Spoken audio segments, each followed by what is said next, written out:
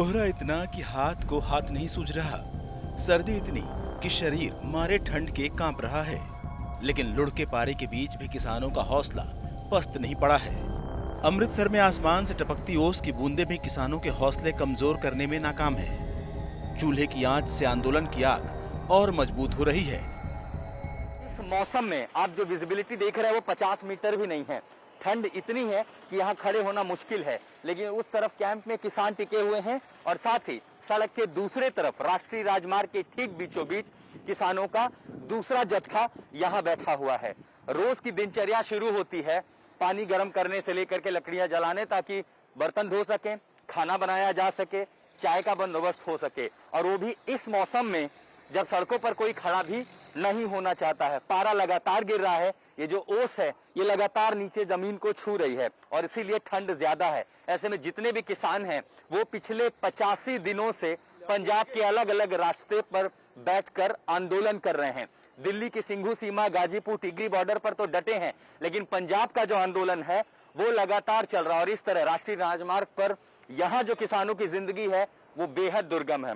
इन परिस्थितियों में भी वो डटे हुए हैं इस उम्मीद में कि सरकार उनकी मांग मानेगी।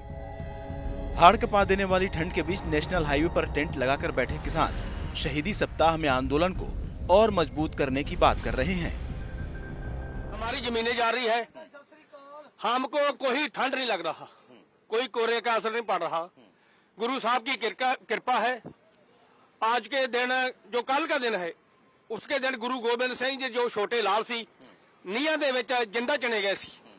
हमारा शहीदी हफ्ता भी चल रहा है, हमको ठंड की कोहरे की कोई परवाह नहीं है। संघर्ष जैसे तेज किया जाएगा।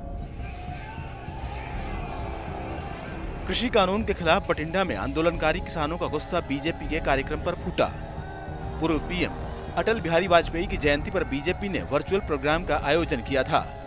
उसी दौरान किसानों के जत्थे ने हमला बोल दिया। पुलिस की मौजूदगी के बीच किसानों ने कुर्सियां तोड़ डाली। कार्यक्रम से बीजेपी कार्यकर्ता और नेता जान बचाकर भागे। जालंधर में भी किसानों ने बीजेपी नेता मनोरंजन कालिया के आवास पर हमला बोल दिया। किसानों को हटाने के लिए मौके पर मौजूद पुलिस को काफी मशक्कत करनी पड़ी। इस दौरान किसानों और पुलिस के बीच काफी देर तक झड़प भी होती रही। पठानकोट के परमानंद में भी बीजेपी के कार्यक्रम को किसानों ने रुकवा दिया। इसके बाद पठानकोट अमृतसर नेशनल हाईवे को किसानों ने जाम कर दिया। किसानों के प्रदर्शन की वजह से हाईवे पर गाड़ियों की लंबी लाइन लग गई।